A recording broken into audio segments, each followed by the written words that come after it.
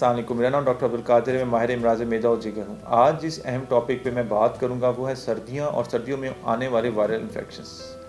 अच्छा, जैसे ही सर्दियों का सीज़न आता है और थोड़ा ड्राई वेदर प्रोलॉन्ग होता है, तो हमने देखा है कि हमारे यहाँ हर घर के अंदर कोई ना कोई फ़र्द ऐसा ज़रूर होता है जिसको कोई ना कोई वायरल इन्फेक्शन इन्वॉल्व कर लेता है। इन वायरल इन्फेक्शंस के आने की वजह से कुछ अलामात आती हैं, जिसके अंदर नज़ला रहना, खांसी रहना, गला ख़राब रहना, गले में ख़राश रहना और कुछ मरीज़ों के अंदर उल्टी आना और साथ में मोशन लग जाना। ये सब अलामात कुछ वायरल इन्फेक्शंस की हैं जो कि सर्दियों के अंदर बहुत ज़्यादा हमारे यहाँ कॉमन है। अच्छा, इन वायरल इन्फेक्शंस के लिए घरेलू टोटके शुरू हो जाते हैं, जिसके अंदर एंटीबायोटिक का इस्तेमाल शुरू हो जाता है और बग़ैर तशख़ीस के अंडरलाइंग कोई बैक्टीरियल इन्फेक्शन है जिसमें एंटीबायोटिक का रोल है, या कोई वायरल इन्फेक्शन है जिसमें एंटीबायोटिक के बगैर कुछ एहतियाती तदाबीर के साथ और कुछ हिफाजती इक़दामात के साथ और कुछ डाइट को मॉडिफाई करने के साथ हम इन इन्फेक्शन से कंट्रोल भी कर सकते हैं और उनसे रिकवर भी कर सकते हैं। सबसे पहले जैसा कि वायरल इन्फेक्शंस वायरसेस के ज़रिए फैलते हैं, अगर गंदगी का ख्याल अगर ना रखा जाए, सफाई सुथराई का ख्याल प्रॉपर्ली ना रखा जाए, हैंड हाइजीन, हाथ धोने को प्रॉपर्ली अपनी रूटीन में ना इस्तेमाल किया जाए, खाने पीने में थोड़ी बेहतियाती की जाए और खुली जगह पे अगर ना रहा जाए और एक बंद कमरों में सर्दियों में जैसा कि बाहर बहुत ठंडक होती है, हम लोग घरों में महसूर होकर रह जाते हैं और उसकी वजह से खिड़कियां बंद होने की वजह से अगर किसी एक फ़र्द को भी कोई वायरल इन्फेक्शन हो तो वो दूसरे फ़र्द के अंदर उसको मुंतकिल कर सकता है।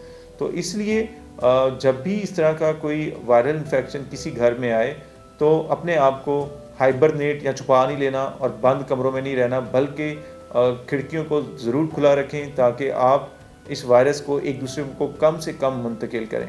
और इसी तरह अगर हैंड हाइजीन को प्रॉपर्ली तरीके से इस्तेमाल कर लिया जाए तो इन तमाम वायरल इन्फेक्शन से हम बच सकते हैं।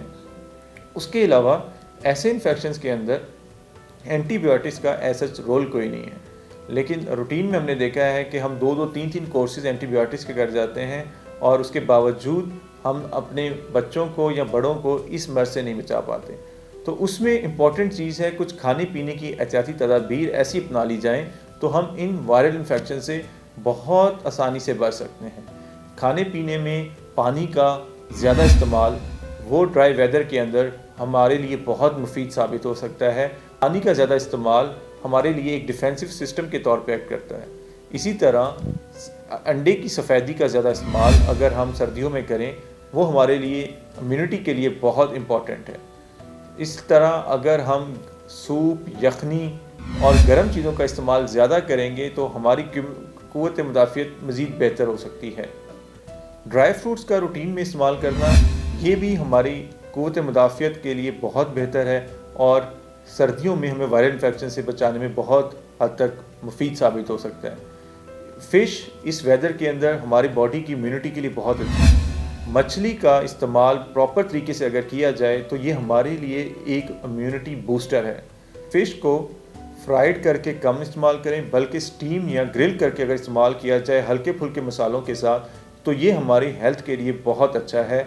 और वो दवाइयाँ जो हम इतनी इस्तेमाल करते हैं एंटीबायोटिक की सूरत में, उसकी बजाय अगर खाने पीने में हम थोड़ी सी एहतियात कर लें जिसमें पानी का ज़्यादा इस्तेमाल, अंडे की सफ़ेदी का ज़्यादा इस्तेमाल और फ्रूट्स जो कि नेचुरली तौर पे अवेलेबल हैं उनका ज़्यादा इस्तेमाल कर लिया जाए और फ़िश जैसी चीज़ों को अगर हम रूटीन में डाइट में ले लें तो बहुत से वायरल इन्फेक्शन से हम बच सकते हैं। अच्छा, जितने भी वायरल इन्फेक्शन हैं इनके लिए हिफाजती वैक्सीनेशन भी अवेलेबल है। अगर कुछ लोग ऐसे हैं जो कि ओल्ड एज हैं या बच्चे जिनके अंदर इम्यूनिटी वीक है या बड़े जिनको ऐसे अमराज शामिल हैं जिनके अंदर उनकी इम्यूनिटी वीक है, तो उनको चाहिए कि इस मौसम में वैक्सीनेशन अवेलेबल है उसको ज़रूर लगवाएं। इन्फ्लुएंजा और फ्लू की वैक्सीनेशन मार्केट में अवेलेबल है। हम इन लोगों के अंदर जो कि क़ुव्वत मुदाफ़ियत जिनकी कम है अगर लगा दें तो भी हम इस वायरल इन्फेक्शन से बहुत हद तक बच सकते हैं।